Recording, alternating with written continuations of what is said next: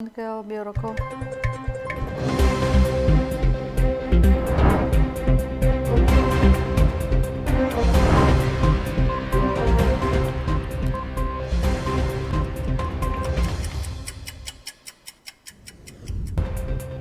Welcome to Time News Studios.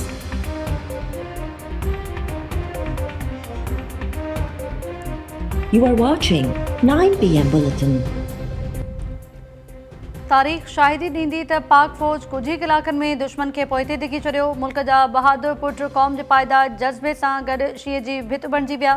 शहीदनि जूं क़ुर्बानियूं असांजे फ़ख़्र जो सबबु ऐं मुक़दस अमानत आहिनि। सदर आसिफ अली ज़रदारी जूं गुजरांवाला छावणी जे दौरे दौरान ॻाल्हियूं। Army chief general Asim Munir सदर जी आजियां कई। ISPR मूजिबि सदर हक़ जे मौक़े खे कामयाबु करण ते पाक फ़ौज जे पेशेवरानी महारत ऐं आला किरदार जी साराह कई। मुल्क जे हथियाबंद फ़ौजनि पंहिंजी सघ साबित क़दमी ऐं क़ौमी बदी जो वाज़े न्यापो ॾिनो। सदर आसिफ अली ज़रदारी फ़ौजी ऑफिसर्स ऐं जवाननि सां मुलाक़ात दौरान संदन बुलंद हौसले जी बि साराह कई। क़ौमी सलामती लाइ हर क़िस्म जा इख़्तिलाफ़ विसारे हिकु आवाज़ थियणु सुठो सवणु आहे। बहादुर पाक फ़ौज पेशेवरानी महारत ऐं भरपूर अज़म सां मुल्क जो दिफ़ा कयो। अॻूणे वज़ीर आज़म नवाज़ शरीफ़ जूं वज़ीर आज़म शहबाज़ शरीफ़ सां मुलाक़ात दौरान ॻाल्हियूं। वज़ीर आज़म शहबाज़ शरीफ़ नवाज़ लीग जे सदर खे पाक भारत छिकताण ऐं ख़िते जी सिक्योरिटी सूरतहाल खां आगाह कयो। मुलाक़ात में हाणोके सियासी सूरतहाल ते बि ॻाल्हि ॿोल थी। नवाज़ शरीफ़ चयो त ख़ुदा जो शुक्र आहे जंहिं असांखे इम्तिहान में सुरख़ुरू कयो। पार्लियामेंट में अवामी जज़्बनि जी भरपूर नमूने तर्जुमानी कई। पार्लियामेंट पाक भारत जंग में हाकारी ऐं सघारो किरदारु अदा कयो। आवाम पंहिंजे बहादुर फ़ौज खे हिमथायो। पाकिस्तानी मीडिया सच ते ॿधल बयानियो दुनिया ॾोह रुकी दुश्मन जे कूड़ खे वाइखो कयो। कंहिं हिकु न पर सॼी क़ौम ऐं फ़ौज जंग विड़ी आहे। इन में कंहिंजो बि को कमाल नाहे। PTI अॻवान सलमान अकरम राजा चयो आहे त निज़ाम खे आइन ऐं कानून पिटांदड़ हलणु ॾिनो वञे।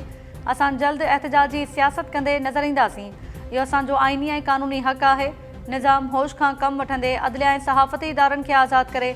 असां हाणोके सिस्टम ख़िलाफ़ु वेड़ करे रहिया आहियूं। पाकिस्तान जे अवाम फ़ैसिलो कयो आहे त PTI बानी खे ॿाहिरि अचिणो आहे।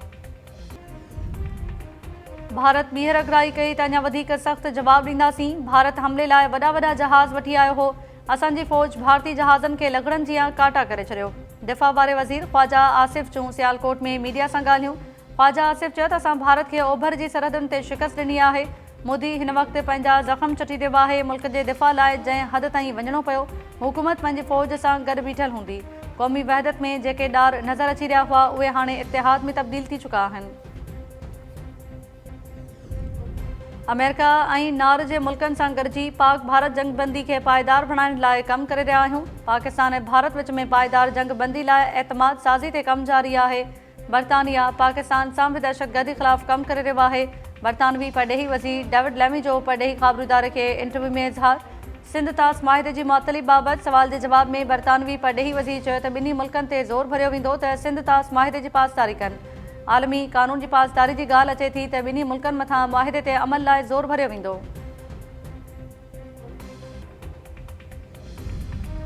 ख़ैबर पख्तूनख्वा जे वॾे वज़ीर पारां सिंध में KP वासिन जे मुबैना शिकायतुनि जे अज़ाले लाइ सेल क़ाइमु। वज़ीर आला सेक्रेटरिएट में शिकायती सेल क़ाइमु करण जो नोटिफिकेशन जारी। KP सरकार चयो आहे त सिंध में तरसियल KP वासिन खे शिकायतूं हुजण जी ॼाण मिली आहे। हलीम आदिल शेख जी तजवीज़ ते शिकायतुनि जे अज़ाले लाइ सेल क़ाइमु कयो वियो आहे। टंडोजाम यूनिवर्सिटी जे हॉस्टल्स में बुनियादी सहूलियतुनि जी अणहूंद ख़िलाफ़ शागिर्दनि जो ॿी राति बि एहतजाज।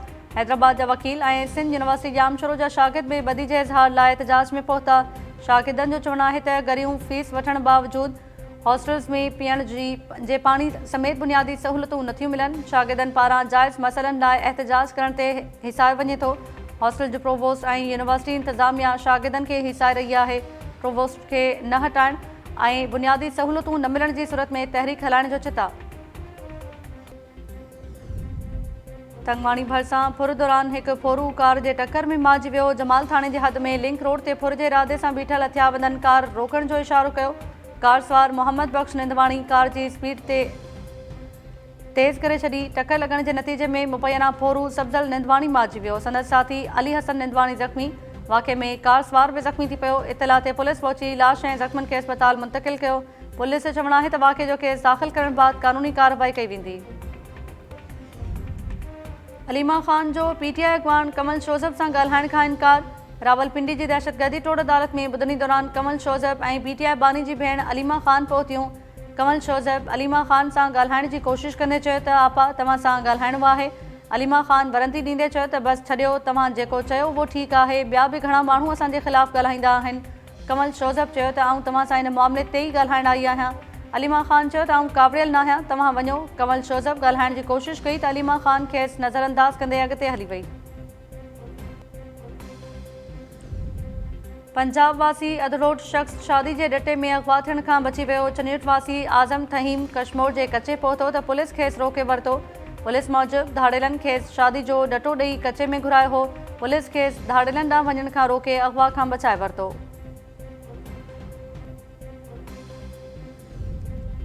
बलूचिस्तान खां जैकबाबाद रस्ते पंजाब कपिड़ो स्मगल करण जी कोशिश नाकाम। जैकबाबाद में कस्टम ऐं कानून लागू कंदड़ इदारनि जी टीम जी कार्रवाई। विलायती कपिड़े सां भरियल 2 कंटेनर तहवील में वरिता विया। इख़्तियारनि जो चवणु आहे त 2 कंटेनर 12 करोड़ रुपयनि जी मालियत जे 38,150 किलो कपिड़े सां भरियल हुआ। इख़्तियारनि विलायती कपिड़े सां भरियल कंटेनर वधीक कानूनी कार्रवाई लाइ सखर मुंतक़िल करे छॾिया।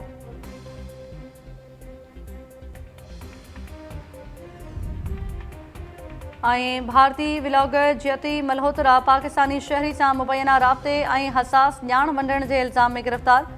हरियाणा पुलिस जो चवणु आहे त ज्योति मल्होत्रा दिल्ली में हिकु पाकिस्तानी ऑफिसर सां मुबैना तौरु मुलाक़ात कई हुई।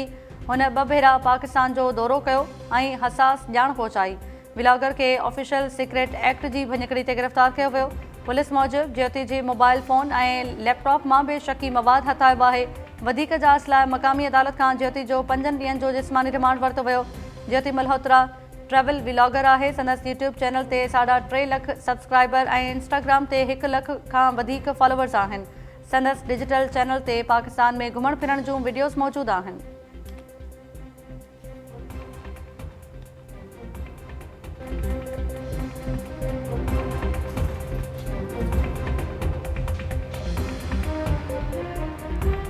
अस्सलाम वालेकुम नाज़रीन, टाइम न्यूज़ सां गॾु आऊं आहियां ताहिरा वज़ीर। हेडलाइंस सां वठी तफ़सीली ख़बरूं शॉर्ट ब्रेक खां पोइ।